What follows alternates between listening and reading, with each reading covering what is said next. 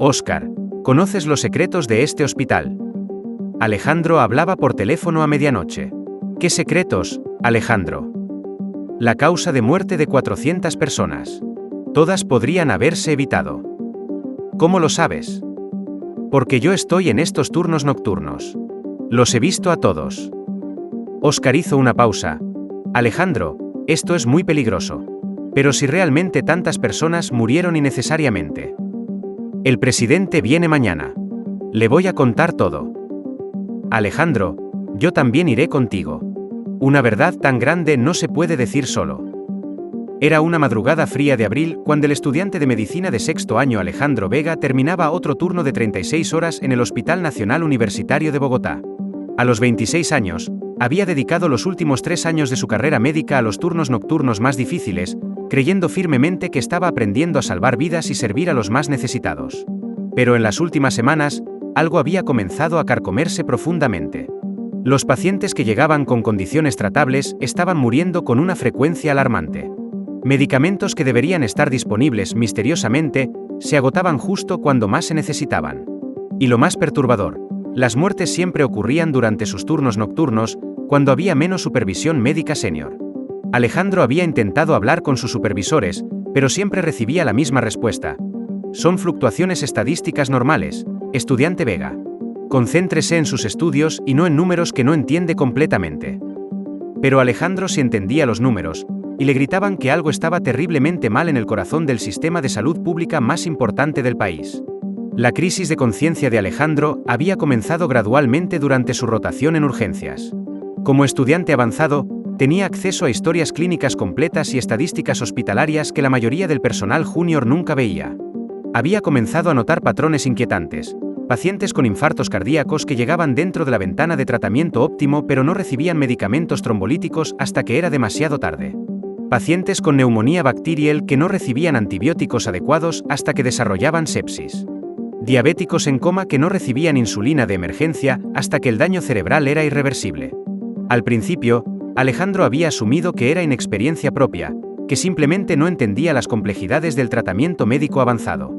Pero después de presenciar la 20ª muerte inevitable, que claramente habría sido evitable con tratamiento oportuno, había comenzado su propia investigación privada. Durante sus descansos de estudio, había comenzado a revisar sistemáticamente las historias clínicas de pacientes fallecidos, comparando los protocolos de tratamiento reales con los estándares médicos establecidos. Lo que encontró lo había llenado de horror y ira, un patrón sistemático de retrasos en tratamiento, medicamentos no disponibles que aparecían mágicamente después de que los pacientes morían, y decisiones médicas que priorizaban consistentemente los costos sobre los resultados de salud. En 6 meses de investigación secreta, Alejandro había documentado 400 casos de muertes que clasificó como evitables con tratamiento médico estándar. No eran casos complejos o experimentales, eran condiciones médicas rutinarias que cualquier hospital bien equipado debería poder tratar exitosamente. Ataques cardíacos, accidentes cerebrovasculares, neumonía, diabetes descompensada, apendicitis, fracturas complicadas. Condiciones que tenían protocolos de tratamiento bien establecidos y tasas de supervivencia altas cuando se trataban apropiadamente. Pero en el Hospital Nacional Universitario, estas condiciones rutinarias se estaban convirtiendo en sentencias de muerte debido a lo que Alejandro había identificado como un sistema diseñado para maximizar la rotación de pacientes mientras minimizaba los costos de tratamiento. Los pacientes más pobres, que dependían del sistema de salud pública, estaban siendo efectivamente sacrificados en el altar de la eficiencia económica. Alejandro había documentado cada caso meticulosamente: nombres, fechas, condiciones médicas, tratamientos que deberían haberse administrado, razones oficiales para los retrasos, y análisis de cómo el tratamiento oportuno habría cambiado el resultado. Era un archivo de 1,247 páginas que representaba la evidencia más completa de negligencia médica sistemática en la historia del sistema de salud colombiano. Pero Alejandro sabía que como estudiante de medicina, sus acusaciones serían fáciles de desestimar como paranoia juvenil o malentendimiento de procesos médicos complejos. Necesitaba credibilidad, protección y un platform que forzara una respuesta institucional seria. Por eso había decidido hacer su denuncia durante la Conferencia Nacional de Medicina, un evento anual donde estudiantes de medicina de todo el país presentaban investigaciones ante una audiencia que incluía al presidente de la República, ministros de salud y los médicos más senior del país. Su presentación oficial sería sobre análisis de mortalidad en cuidados de emergencia, pero Alejandro tenía planeado usar sus 15 minutos asignados para exponer públicamente el genocidio médico que había documentado. 3 días antes de la conferencia, había llamado a Óscar Naranjo, cuya reputación por investigar corrupción institucional lo había convertido en la única persona en el país en quien Alejandro confiaba completamente. Señor Naranjo, había dicho en esa primera llamada telefónica, tengo evidencia de que el hospital más importante del país está matando sistemáticamente a pacientes pobres para reducir costos. Necesito su ayuda para exponer esto sin que me silencien. Óscar había escuchado muchas denuncias de negligencia médica durante su carrera, pero algo en la voz de Alejandro y la especificidad de sus claims le había dicho que esto era diferente. Cuando se reunieron en un café discreto cerca de la universidad, Alejandro le había mostrado una pequeña muestra de su documentación, casos específicos con nombres real, fechas, tratamientos negados y análisis médico detallado de cómo cada muerte habría sido evitable. Alejandro, había dicho Óscar después de revisar los documentos, esto es evidencia de crímenes contra la humanidad. Si tienes razón, estamos hablando de un sistema de salud que está cometiendo genocidio económico contra los más vulnerables. Lo sé, había respondido Alejandro. Y por eso necesito hacer esto público durante la conferencia. Pero también necesito protección. Hay demasiado dinero y reputaciones en juego. Óscar había aceptado inmediatamente investigar y apoyar las claims de Alejandro. Habían pasado los siguientes 3 días verificando independientemente algunos de los casos más documentados, y Óscar había confirmado que las alegaciones de Alejandro eran no solo precisas, sino probablemente conservadoras en cuanto al scope real del problema. El día de la Conferencia Nacional de Medicina, Alejandro se despertó a las 5 de la madrugada con una mezcla de terror y determinación. Sabía que su presentación terminaría su carrera médica tal como la conocía, pero también sabía que 400 personas habían muerto en vano si él no hablaba. Su presentación estaba programada para las 2:30 de la tarde, justo después del almuerzo, cuando la audiencia estaría relajada y desprevenida. Había practicado su speech durante semanas, memorizando cada statistic, cada nombre, cada detalle de los casos más impactantes. Su plan era simple pero devastador: comenzar con su presentación académica oficial, luego gradually transition hacia la evidencia de negligencia sistemática, culminando con una acusación directa al presidente sobre el estado del sistema de salud nacional. A las 2:25 de la tarde, Alejandro subió al podio frente a una audiencia de 800 profesionales médicos, incluyendo el presidente Bukele, el ministro de Salud y los rectores de las principales universidades médicas del país. Las cámaras de televisión estaban transmitiendo en vivo a todo el país. Señor presidente, distinguidos colegas, comenzó Alejandro con voz clara pero emocionada, mi presentación hoy es sobre mortalidad en cuidados de emergencia en el Hospital Nacional Universitario. Comenzó con estadísticas generales, gráficos de mortalidad y comparaciones con hospitales internacionales. La audiencia escuchaba con interés pero sin alarma. Entonces, gradualmente, Alejandro comenzó a introducir detalles más específicos. En los últimos 6 meses, hemos observado un patrón preocupante de mortalidad en condiciones que tradicionalmente tienen altas tasas de supervivencia. Mostró slides con casos específicos, initially anonymized pero increasingly detailed. Paciente masculino, 45 años, infarto de miocardio, llegó 30 minutos después del onset de síntomas. Tratamiento trombolítico no administrado hasta 4 horas después debido a no disponibilidad de medicamento. Paciente falleció. Paciente femenina, 23 años, apendicitis aguda, diagnóstico claro en urgencias. Cirugía retrasada 18 horas debido a no disponibilidad de quirófano. Desarrollo peritonitis, falleció. Con cada caso, la audiencia se ponía más inquieta. El presidente se había inclinado hacia adelante, claramente prestando atención close. Entonces Alejandro hizo la transition que cambiaría todo. Señor presidente, estos no son casos aislados. En los últimos 6 meses, he documentado 400 casos similares. 400 muertes que podrían haberse evitado con tratamiento médico estándar disponible en cualquier hospital del primer mundo. El murmullo en la audiencia se volvió audible. Óscar, ¿conoces los secretos de este hospital? Había preguntado Alejandro la noche anterior por teléfono. Ahora, frente a la audiencia nacional, continuó: la causa de muerte de estas 400 personas no fue su enfermedad. Fue un sistema diseñado para minimizar costos de tratamiento a expense de vidas humanas. El presidente se había puesto de pie. Estudiante Vega, esas son acusaciones muy serias. Sí, señor presidente. Y tengo documentación completa para respaldar y cada una. Alejandro prestó un button en su laptop, y la pantalla se llenó con nombres real, fechas y details médicos específicos. José Ramírez, 34 años, padre de 3 hijos, murió de ataque cardíaco porque el medicamento trombolítico no estaba disponible, aunque lo habíamos usado en un paciente privado 2 horas antes. María González, 19 años, estudiante universitaria, murió de neumonía porque los antibióticos de alta efectividad estaban reservados para casos más críticos. Carlos Mendoza, 67 años, abuelo de 8 nietos, murió de accidente cerebrovascular porque la unidad de neurología estaba temporalmente cerrada por mantenimiento. Con cada nombre, cada historia, la audiencia se sumía más en shocked silence. Alejandro continuó inexorablemente. Señor presidente, ¿sabe usted que el Hospital Nacional Universitario tiene una tasa de mortalidad 340% más alta que hospitales comparables en Chile, Argentina y Costa Rica? ¿Sabe que tenemos medicamentos esenciales, no disponibles, para pacientes públicos mientras están readily available para pacientes con seguro privado?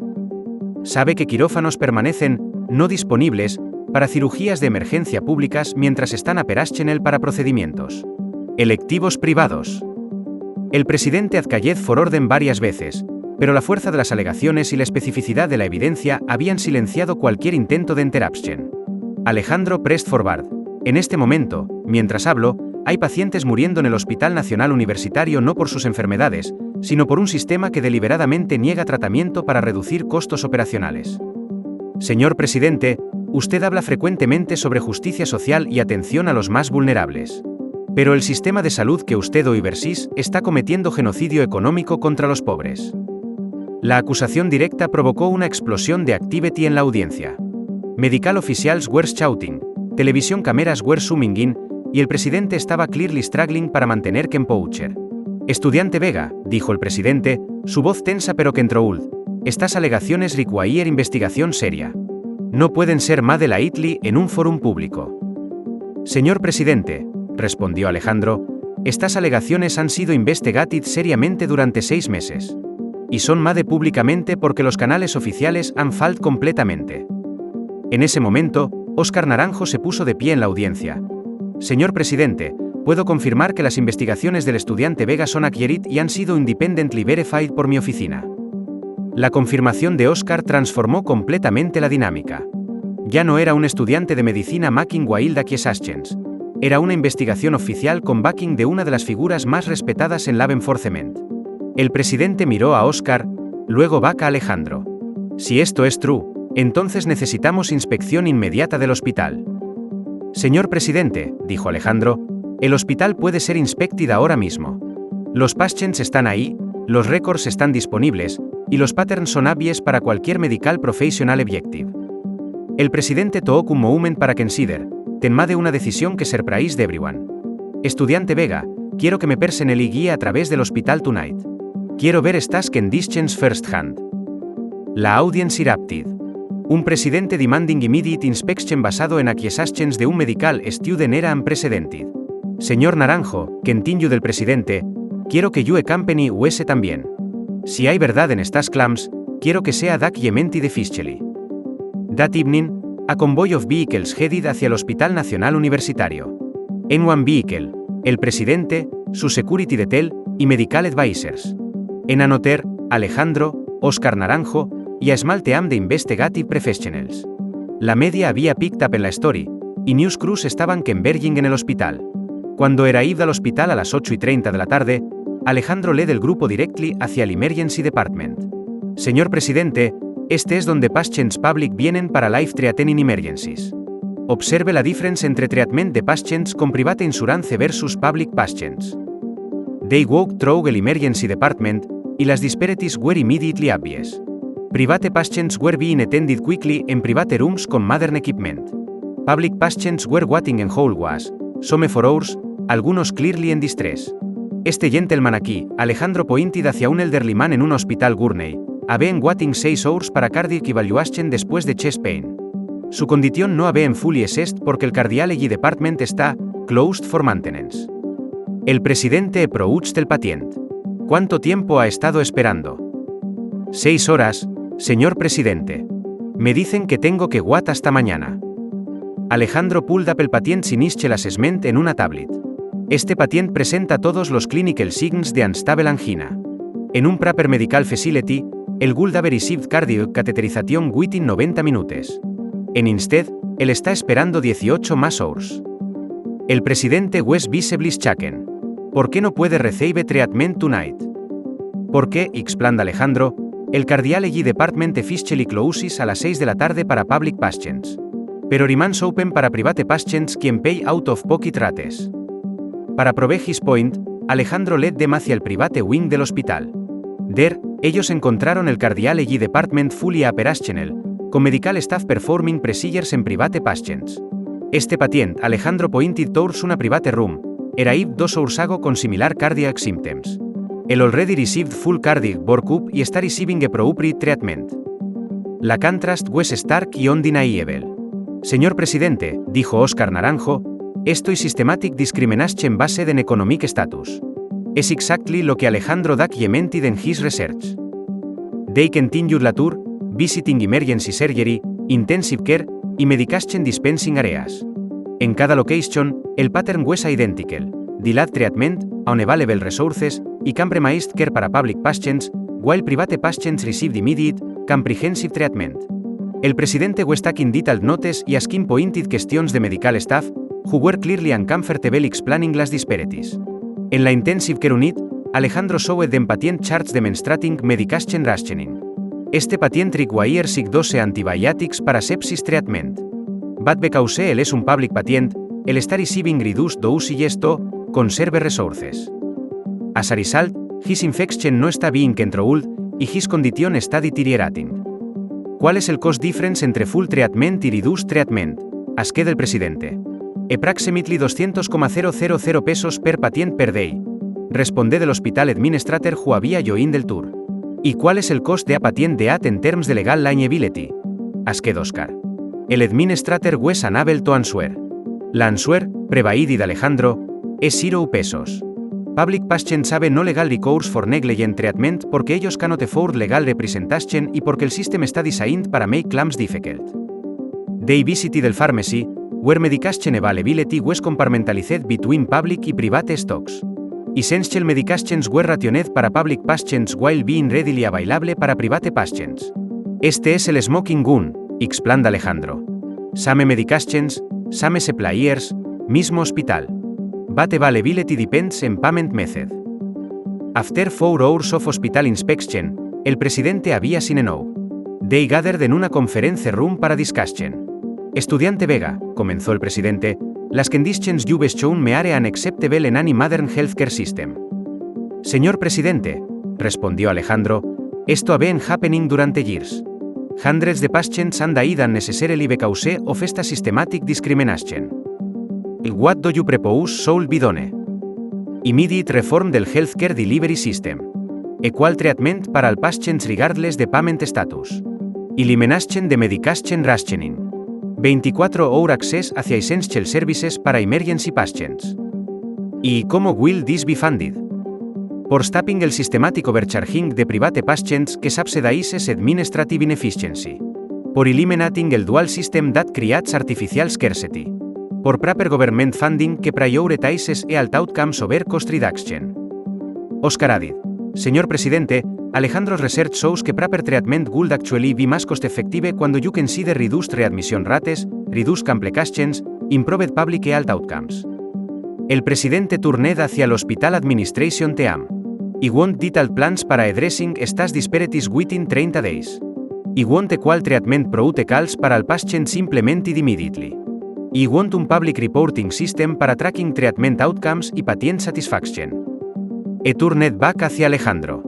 Estudiante Vega, would you be willing hacia oversee implementation de these reforms as a special advisor hacia mi administration? La offer was unprecedented. A medical student being asked hacia reform the national healthcare system. Señor presidente, respondió Alejandro, y would be honored hacia serve en that capacity. But I want hacia complete my medical training también so I can continue working directly con patients. That can be arranged. You can finish your medical degree while working part-time en healthcare policy reform. El presidente tenedrest Oscar. Señor Naranjo, I want your office hacia conduct una comprehensive investigation de healthcare disparities en all public hospitals. This cannot be una isolated problem. Las reforms were announced al público al día siguiente were received con overwhelming public support. La story of un young medical student confronting el presidente sobre healthcare inequality captured national imagination. Alejandro Bécame una símbolo de speaking truth hacia power y fighting para los más vulnerables. Implementation the reforms began immediately. Within 30 days, el Hospital Nacional Universitario had eliminated discriminatory treatment protocols. Medication rationing was ended, emergency services were made available 24/7 para el patients, y treatment decisions were required hacia vivas solely en medical necessity rather than payment status. Alejandro worked closely con hospital staff hacia develop new protocols que ensure the quality care para el patients. The results were dramatic. Within 6 months, preventable deaths at el hospital decreased por 78%. Patient satisfaction increased significantly. Y surprisingly, overall healthcare costs decreased porque early, appropriate treatment prevented expensive complications y readmissions. La success del pilot program led hacia national expansion. Within 2 years, healthcare reforms based en el modelo Alejandro were implemented in public hospitals throughout Colombia. Las reforms included mandatory equal treatment protocols para el patients, elimination de medication rationing based en payment status, 24-hour emergency services para el conditions, public reporting de treatment outcomes y patient satisfaction, y legal protections para healthcare workers who report discriminatory practices. Alejandro completed his medical degree while working as a special advisor in healthcare reform. His thesis on economic discrimination and emergency medicine became required reading in medical schools throughout Latin America. After graduation, él continued his work in healthcare policy while también practicing emergency medicine en el same hospital where él documented las original problems. Every patient él treated was a reminder de why he had risked everything as he exposed healthcare inequality. Oscar Naranjo's investigation expanded healthcare reform efforts toward other countries. His documentation de systematic healthcare discrimination was used por international human rights organizations hacia pressure governments throughout la región hacia improve public healthcare access. El caso established important legal precedents para healthcare equity y patient rights. 5 years después de su original presentation, Alejandro was invited hacia address la International Conference en Healthcare Equity en Geneva. En his speech, él reflected, 5 years ago, he was a frightened medical student who was witnessing injustice y felt powerless hacia stop it. But he learned que sometimes la most powerful thing you can do is simply tell the truth, even when it seems like no one wants hacia hear it. His work had saved thousands de lives y transformed healthcare delivery para millions de people. But perhaps most importantly, it had demonstrated que individual care, backed por evidence y supported por people like Oscar Naranjo, could challenge change even la most entrenched institutional systems. In conclusion, Alejandro's story became un powerful example de how young professionals could make unprecedented impact cuando they were willing hacia risk everything para justice. Su valentía en confronting el presidente sobre healthcare inequality not only saved countless lives pero también inspired una generation de healthcare workers hacia prioritize patient welfare over institutional convenience. The collaboration between Alejandro y Oscar Naranjo demonstrated que effective social change requires both individual care y institutional support. Together, they proved que even la most powerful systems can be transformed cuando truth is spoken boldly y backed por evidence. Their work remains a model para healthcare reform worldwide y un testament hacia el power de individual conscience en creating systemic change. Pero la historia no terminó con las reformas iniciales. 3 años después de su confrontación con el presidente, Alejandro había completado su especialización en medicina de emergencias y se había convertido en uno de los médicos más jóvenes en ser nombrado director de un departamento de emergencias a nivel nacional. Su reputación como reformador del sistema de salud había crecido internacionalmente, pero nunca perdió de vista la razón original de su lucha: los pacientes que seguían necesitando atención médica equitativa y de calidad. Durante este periodo, trabajó estrechamente con Oscar Naranjo para expandir las investigaciones de corrupción en el sector salud hacia otros aspectos del sistema que habían permanecido en las sombras durante décadas. Una de las investigaciones más impactantes que iniciaron juntos fue la exposición de la red de tráfico de órganos que operaba dentro del sistema hospitalario público. Alejandro había comenzado a notar patrones extraños en las tasas de donación de órganos. Pacientes que llegaban en estado crítico pero recuperable, cuyas familias eran presionadas para firmar consentimientos de donación antes de que se agotaran todas las opciones de tratamiento. Su investigación reveló que existía una red clandestina que involucraba a cirujanos de trasplantes, coordinadores de donación y administradores hospitalarios que aceleraban deliberadamente la muerte de pacientes públicos para obtener órganos que luego eran vendidos a pacientes privados adinerados. El escándalo resultante llevó al arresto de 23 profesionales médicos y la implementación de protocolos internacionales de supervisión para donación de órganos. Alejandro también dirigió una investigación sobre el tráfico de medicamentos dentro del sistema hospitalario. Descubrió que medicamentos donados por organizaciones internacionales para pacientes públicos estaban siendo desviados y vendidos en el mercado negro, mientras que los pacientes públicos se les negaban estos mismos medicamentos bajo la excusa de disponibilidad limitada. Esta investigación resultó en la recuperación de medicamentos valorados en más de 50.000 millones de pesos y el establecimiento de un sistema de rastreo digital para todos los medicamentos en el sistema público de salud. La colaboración entre Alejandro y Óscar se había convertido en una fuerza imparable para la reforma del sector salud, abordando no solo la inequidad en el tratamiento sino también la corrupción sistemática que había plagado el sistema durante décadas. El impacto de su trabajo se extendió mucho más allá de Colombia. La Organización Mundial de la Salud adoptó el Protocolo Alejandro Naranjo como estándar internacional para la equidad en el tratamiento médico y la prevención de la corrupción en los sistemas de salud. Delegaciones de más de 40 países visitaron Colombia para estudiar las reformas implementadas, y muchos países adoptaron versiones modificadas del modelo colombiano. Alejandro fue invitado a servir como consultor para reformas de salud en Brasil, México, Perú y varios países africanos donde enfrentaban desafíos similares de inequidad en el acceso a la atención médica. La transformación personal de Alejandro durante estos años fue tan notable como su impacto profesional. De un estudiante de medicina nervioso e inseguro, había evolucionado hacia un líder global en política de salud, sin perder nunca su compasión fundamental por los pacientes individuales. Continuó trabajando turnos regulares en el departamento de emergencias, insistiendo en que la experiencia directa con pacientes era esencial para mantener su perspectiva sobre las reformas políticas. Sus colegas a menudo lo encontraban trabajando 16 horas al día, 8 horas tratando pacientes y 8 horas desarrollando políticas para mejorar la atención que recibían todos los pacientes. Su matrimonio con Carmen, una enfermera que había conocido durante sus turnos nocturnos en el hospital, simbolizó su compromiso continuo con la atención médica de primera línea. Carmen había sido testigo de muchas de las injusticias que Alejandro había documentado y se había convertido en una defensora igualmente apasionada de la reforma del sistema de salud. Juntos establecieron una fundación que proporcionaba capacitación gratuita para profesionales de la salud en países en desarrollo, enfocándose específicamente en el reconocimiento y la prevención de la discriminación económica en el tratamiento médico. La Fundación Alejandro Carmen, como llegó a conocerse, había capacitado a más de 5,000 profesionales de la salud en 25 países en los primeros 5 años de operación. Su programa de becas permitía a estudiantes de medicina de familias de bajos ingresos completar su educación a cambio de comprometerse a trabajar en áreas rurales desatendidas durante al menos 5 años después de la graduación. Este programa había resultado en la colocación de más de 500 médicos en comunidades que anteriormente no tenían acceso a atención médica profesional. Óscar Naranjo, mientras tanto, había utilizado el éxito del modelo de colaboración con Alejandro para desarrollar asociaciones similares con profesionales jóvenes en otros sectores. Su oficina estableció un programa formal de jóvenes investigadores de integridad que emparejaba estudiantes universitarios prometedores con investigadores experimentados para abordar la corrupción en educación, justicia, construcción y otros sectores críticos. El programa había resultado en la exposición de más de 200 casos de corrupción institucional y la implementación de reformas en docenas de instituciones públicas.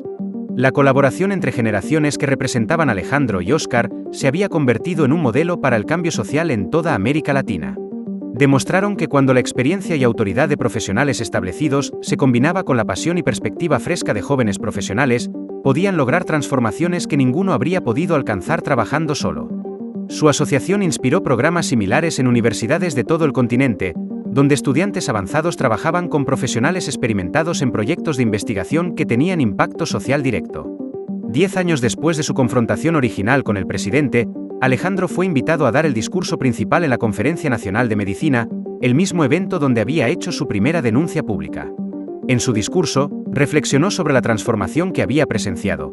Hace 10 años, me paré en este mismo escenario como un estudiante de medicina aterrorizado pero determinado a exponer la injusticia que había presenciado.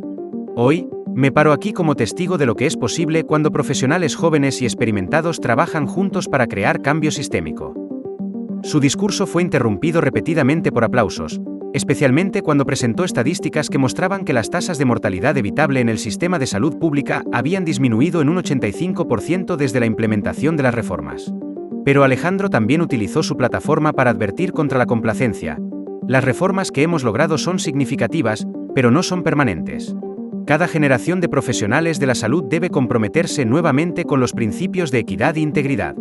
La corrupción y la discriminación son como virus. Evolucionan y encuentran nuevas formas de infectar nuestros sistemas a menos que mantengamos vigilancia constante. Sus palabras resultaron proféticas cuando, 2 años después, su equipo descubrió una nueva forma de discriminación: algoritmos de inteligencia artificial que estaban siendo programados para priorizar tratamientos basándose en la capacidad de pago de los pacientes en lugar de la urgencia médica. Esta nueva investigación llevó a Alejandro y Óscar hacia el emergente campo de la ética en inteligencia artificial médica. Trabajaron con tecnólogos y eticistas para desarrollar estándares internacionales que garantizaran que la IA médica priorizara únicamente factores médicos en las decisiones de tratamiento. Su trabajo en este área estableció precedentes que fueron adoptados por empresas de tecnología médica en todo el mundo y resultó en regulaciones gubernamentales que requerían auditorías de equidad en todos los sistemas de IA utilizados en atención médica. La evolución continua de su trabajo demostró un principio fundamental que Alejandro había aprendido durante sus años como reformador: la justicia no es un destino que alcanzas, sino un viaje que nunca termina. Cada nueva tecnología, cada nueva política, cada nueva generación de profesionales presenta nuevas oportunidades para crear equidad y nuevos riesgos de perpetuar injusticia. Esta filosofía guió su trabajo durante la siguiente década, durante la cual continuó identificando y abordando nuevas formas de inequidad en el sistema de salud mientras mentoreaba a una nueva generación de reformadores médicos. Al final de su carrera, cuando Alejandro fue honrado con el Premio Nobel de la Paz por su trabajo en equidad en salud global, su discurso de aceptación regresó a los principios fundamentales que habían guiado su trabajo desde esa primera noche cuando llamó a Óscar Naranjo: la medicina, en su esencia, es un acto moral. Cada vez que un profesional de la salud toma una decisión sobre el tratamiento de un paciente, está haciendo una declaración sobre el valor de la vida humana y la naturaleza de la justicia. Mi trabajo ha sido simplemente insistir en que estas declaraciones reflejen nuestros valores más altos en lugar de nuestros impulsos más bajos. Su legado continuó influyendo la política de salud global décadas después de su muerte, recordando a las generaciones futuras que la verdadera medida de un sistema de salud no es su tecnología o eficiencia, sino su compromiso con tratar a cada paciente con igual dignidad y compasión.